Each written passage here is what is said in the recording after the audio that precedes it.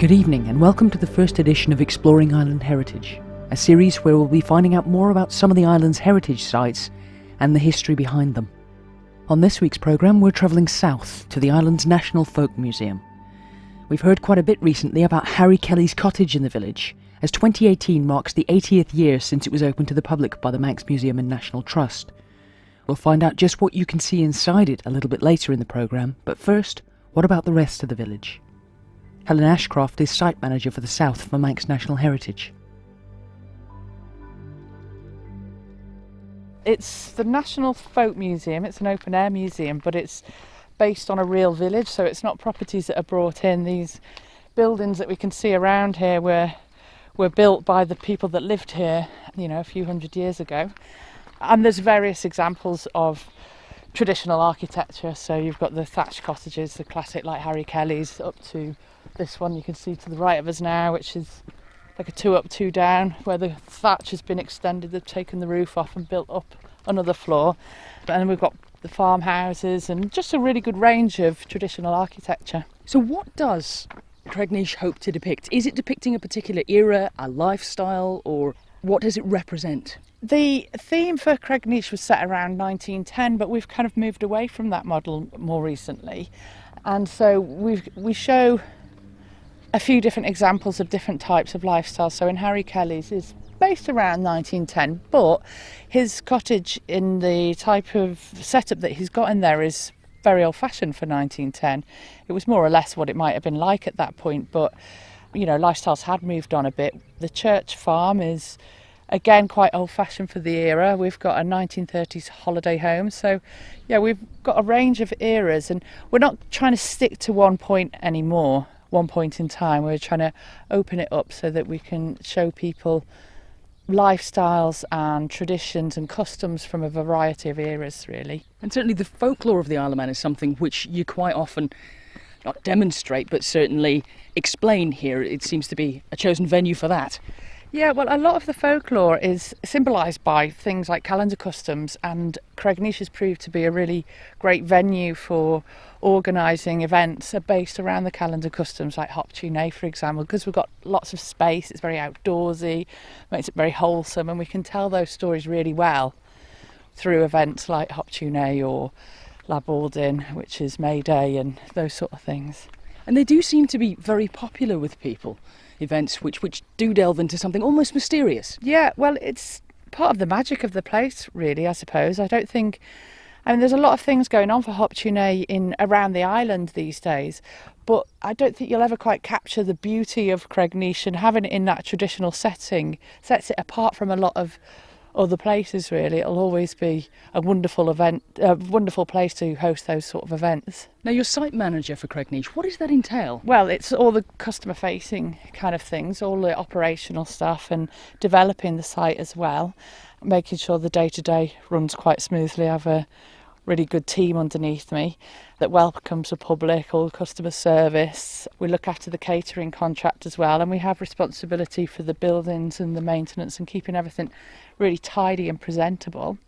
But also looking at the stories, like how to develop the stories of the place and just continuously improve and develop a site like Cregneash or Castle Rushen and the other sites that I look after. Now, when it comes to a site like Cregneash, how do you progress it? How do you change it for people when it is effectively static? Well, you don't have to change the look of the buildings or the presentation of the buildings to change the stories that you tell or the audiences that you approach. We're trying to be a lot more family friendly and using what is abundantly here and shining a light on it without proper change, without structural change, without change to the infrastructure. We can, like for example here, there's this beautiful herb which is called sweet Sicily in English, or myrrh in Manx. If you smell it, can you smell it? It's almost like aniseed. Yeah, that's it. It's very aniseedy. And, we're opening up the gardens, we're talking about the herbs, and it's those sort of things that actually they do change, because year on year might have a different presentation, but also the stories through the animals. There's always change occurring with seasons and customs and things that are going on. We can always improve through being better at our jobs and being a happier team, and those sort of things, the tickets that we offer, how we approach the public, what we do to entertain them when we're here So for example, these days we've got little backpacks for the children that have got ways of opening up things like this, the biodiversity. You can like hunt little bugs with your magnifying glasses, or look across the beautiful views with binoculars, and make notes of the sort of science and nature that you meet around the site. So it just opens it up in a different way. And these are things, interventions on the site without changing the beautiful nature of the place. And when it comes to the weather, it's quite an exposed location. You get hit by the wind quite a lot. What is it like maintaining a place like this? You'll always have those occasions in the winter where storms come in, and whilst everybody's running and taking for cover, there'll be problems at Cregneash with some compromised thatch or whatever, and you've got to do the exact opposite. Although that doesn't happen too often, to be fair. But yeah, weather is just a part of the landscape, isn't it? It's just something that we should expect. These buildings are built very much with a similar climate and with that in mind, and so we have to use the weather to advantage and celebrate all the kind of weather that you'd get at Cregneash, where you get the full benefit of the weather here as well. And we just have to work with that and make it part of our charm. These buildings are in the right landscape, they're here for those sort of conditions, and they tell a story. The weather tells a story in its own right. And how difficult are they to maintain? How much work goes into keeping them looking the way you want them to, or at least the way you think they should? Well, it's a really complicated process. So for example, we're just outside Karen's now, and we're considering how we're going to develop this building at the moment, and whether we're going to conserve it, as in keep it as it is and keep all of its features intact as they are, and make it, you know, last a long time in the future, or develop it, or maybe even strip it back to so that it was more like it was when it was a dwelling. You've got to sort of make those really difficult philosophical decisions first. But, you know, it's my part of the story. I'm, you know, involved in decisions like that, but also how do I keep it looking good on a day-to-day level? So you can see it's recently had a thatch. That was last year. We got that booked in. And every year it's got to be whitewashed and it's got to be presentable to the public. And yeah, and every one of those buildings has to... I look after the day-to-day, the painting, the windowsills, the doors, the floors, those sort of things that keep things presentable to the public. And when it comes to thatch, presumably that's quite a specialist area. Yep, we have we're down to one thatcher at the moment on site. I think we're recruiting for somebody to work in our sites and monuments team at the moment, so that they can be trained up to get those skills. But yeah, there's certainly aren't a lot of active thatchers on the island, and it's a really important skill to have, and we do that sort of work in-house generally, because then we can ensure the quality and where we've got the provenance of the materials that we're using and that kind of thing. Now there is also a bit of a farm operation here. How does that tie in with Cregneash itself? Well, we have a farmer that works for Manx Heritage, Pete Kelly. He looks after the farm side of things. He keeps working horses that do a lot of the land work, so the ploughing and any rolling out the land, seeding, that sort of thing. Where he can, he will use the working horses, Bob and Valiant, to do that, and obviously the people can see him do that. And he looks after our flock of sheep, and we have some cattle as well, and he maintains and presents that so that the visitors can enjoy that in the village. And there's always something within the farm that you can see going on round and about. So if we wander up to Church Farm now, we'll see that he's been doing some shearing recently. With this hot weather, he's got a few of the locked in for shearing. But anywhere you look, like we can see across the field here, that's all of this year's ewes with the lambs. He's got a couple of meg lambs this year, so they get to be out and about with the visitors, enjoying them. They've been hand reared. What kind of response do you get from visitors to that element of it? Visitors really love the farming side of things, because it's always different, and especially families are really interested in that. And yeah, it certainly adds, it's a great contribution to the interpretation of Cregneash and the interests from our visitors. And a lot of people like the nostalgia aspect as well. We've got some old equipment, and you know, people can reminisce about farming practices that they might not have seen for quite a long time. Is it an older audience, generally speaking, that are not fascinated by Cregneash but that are drawn to a place like Cregneash, or is it something that also appeals to younger families? We find that we have a lot of coaches here at Cregneash, and the demographic of coach users tends to be quite old, retired people. But we also target local families and things like that because it's an interesting place for everyone, and I think that we get that balance right so that we can entertain sort of right across the whole of society, really. And what kind of role would a church like this play in a community like Cregneash? The church has a very important role to play in Manx life. Them building this one in particular would have removed the need to hold church services in people's houses, which is what was happening in church, what we call Church Farm now. The parlour room in there was used quite often for a service on a Sunday because it was quite comfortable and accommodating. And so having something like this on their doorstep for those bleak winter days rather than having to go up the road to the parish church would have been really helpful for society and important. Now, when will this have been built? This was built, I believe, in 1878, and it was built by the people of Cregneash for the people of Cregneash. They did a lot of work on it themselves and put together the funds to have it built for the diocese. Only the front was consecrated at the time because for a small period of time when it was first built, it was used as a school as well.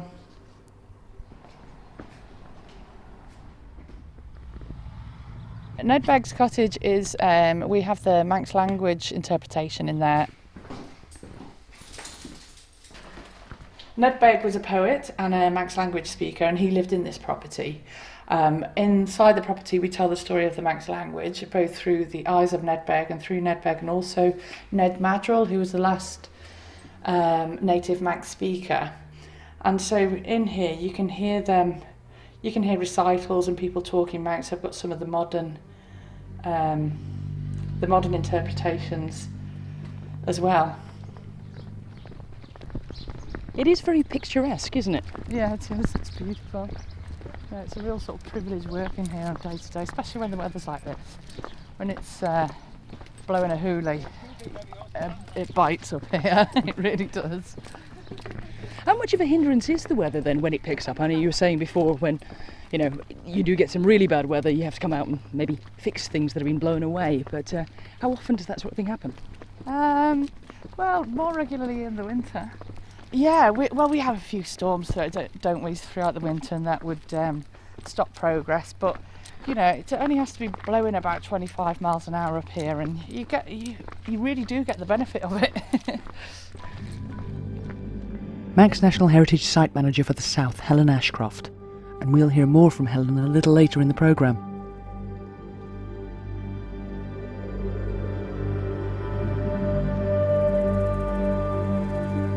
You're listening to Exploring Island Heritage, and on this week's programme we're finding out more about the island's National Folk Museum at Cregneash. So from a heritage perspective, just what does the village represent? Edmund Southworth is Director of Manx National Heritage. When the chairman of the trust spoke at the anniversary event the other weekend, he talked about the idea of a gem which shines different colours, different facets, depending on the way you look at it. And Cregneash is very much that. Its significance is complex and multiple. From an archaeological or an architectural significance, it's a unique landscape that has survived because it was very poor, not very fertile, so it wasn't converted to big fields so you can get tractors and combine harvesters in. It's still got a very unusual field pattern, like other parts of the island. And the buildings are clearly survivals. They're 18th and 19th century survivals, and the thatched roofs are unique, and that particular type of thatching. So from an architectural and archaeological perspective, it's fascinating and it's been retained. What's unusual about it as a museum is that the buildings are the buildings that were there. No buildings have been brought there. In places like Beamish, for example, or Avencroft, or the Weald and Downland Museum, all the buildings have been found locally, rescued, reconstructed on the site. So Beamish was greenfield sites, and it's now recreating a Victorian town. So, from that perspective, it's again unusual. The position of Manx culture and the Manx language, that's again a unique story, which is only there. And again, at the opening, we hear about Professor Karl Marstrander, who came in the 1930s.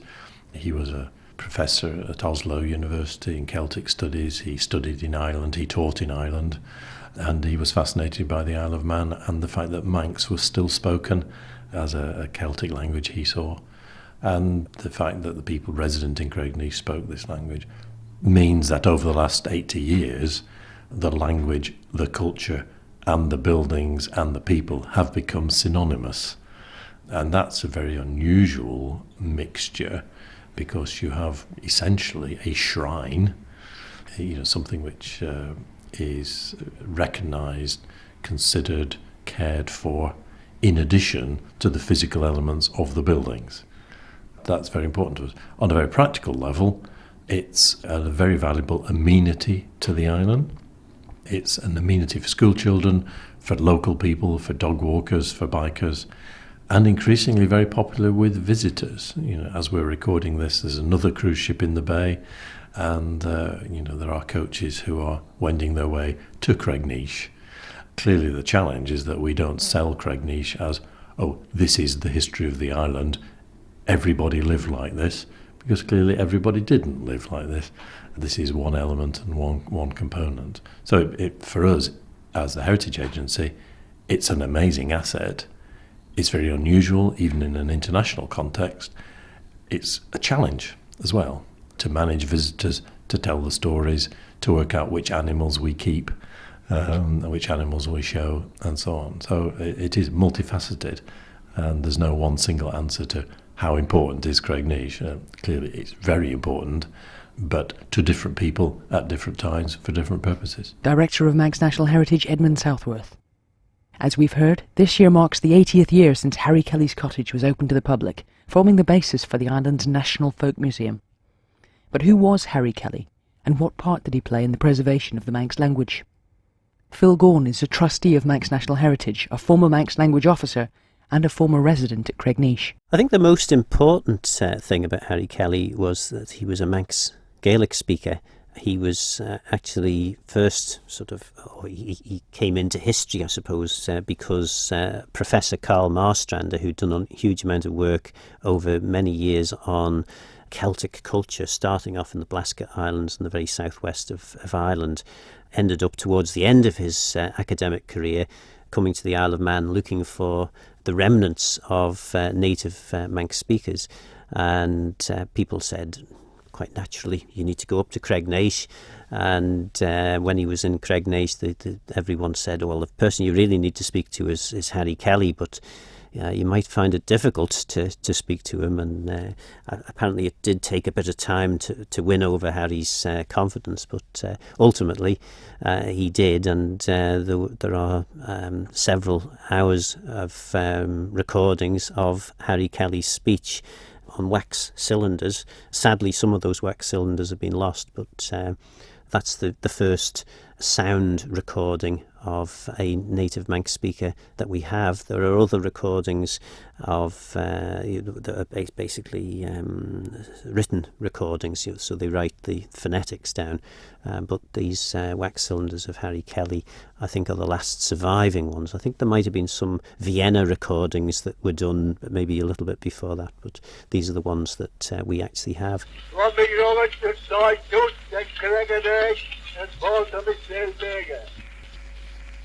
The Derbrin as their unit.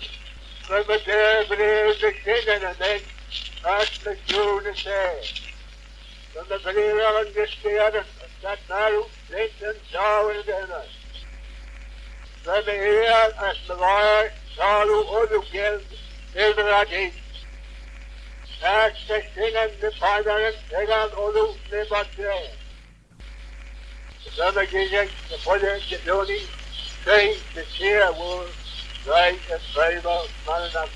He really was quite a significant figure in the, the revival, we would call it now, but certainly the preservation of the language as it was spoken then. Yes, very, very important. And of course that importance was then recognised by William Cubban, who at the time was the director of the Manx Museum and National Trust.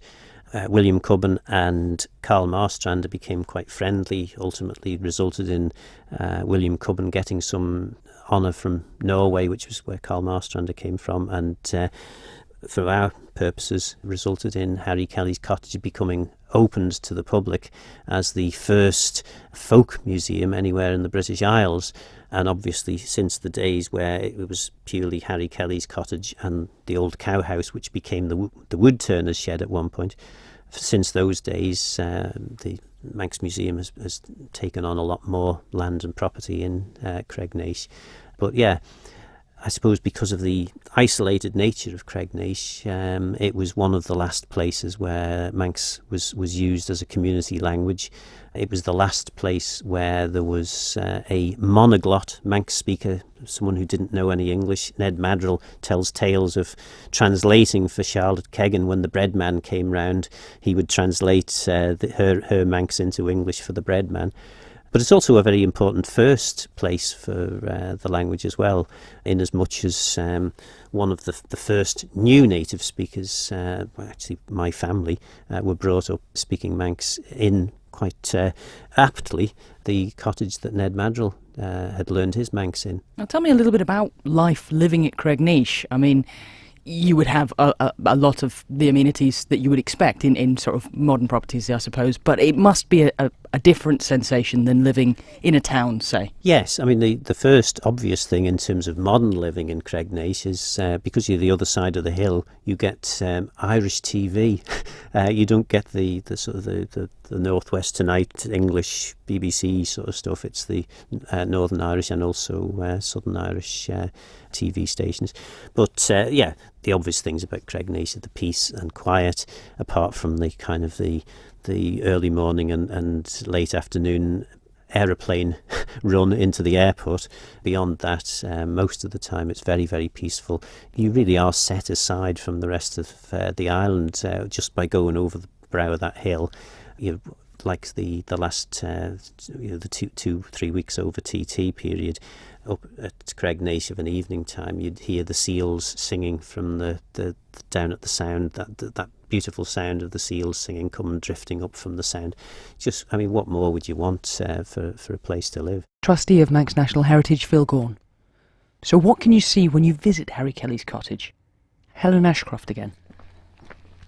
This cottage is where the museum started, essentially. It's Harry Kelly's cottage, and his family, recognising what an old-fashioned lifestyle he led, handed the property over to the Manx Museum and National Trust, and it opened as the first open-air museum in the UK, or the British Isles, and that was 80 years ago now. And so it was a really innovative business model at the time. Now it's more common for people to go to museums where you're walking through real environments rather than to a posh building with stuff in glass boxes. And that's this style of museum. But what makes Cregneash really, really special is that these are original properties in their original location. So in terms of open air folk museums, it's a bit of a holy grail. You go inside? Yep, let's go in. Mind your head.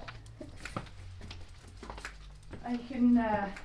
well, the people on the radio won't be able to smell, but yeah, we've got the peat fire going there. It's got a really distinctive smell and a bit of bonnog baking on the fire as well.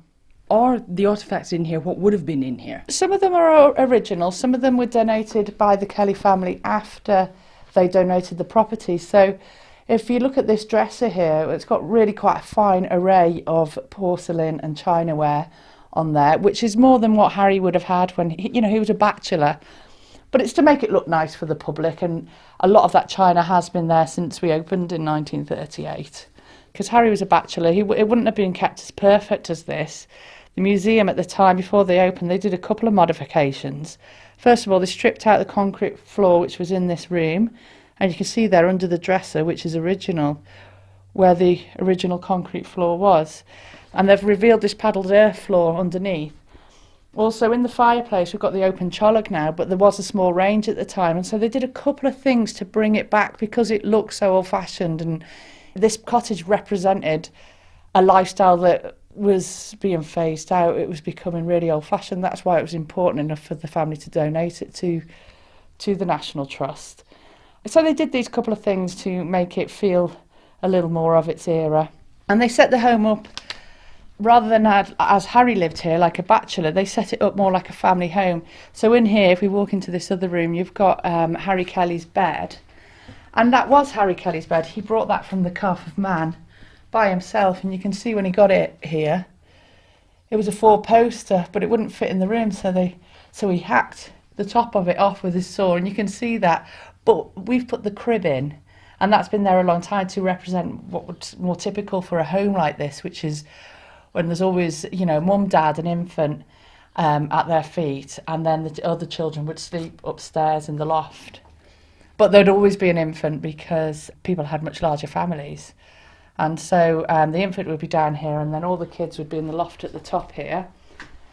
And you'd have the smallest ones at the far end, building up to the bigger ones at this end so that nobody would fall out and hurt themselves, because the bigger ones were there to keep the smaller ones in. What would family life be like in a place like this? Yeah, they'd do quite a bit of work. They'd have tasks before they went to school of doing things like collecting the water for the family, and it was a very simple life, surely you can see that. And with this paddled earth floor, there's very little comfort. You're not meant to sit on the floor or stand on the floor with you'd literally get up in the morning, put your shoes on, go and get out and get the water, and your shoes wouldn't come off till you went back up the ladder to bed, and you'd be in your shoes all day.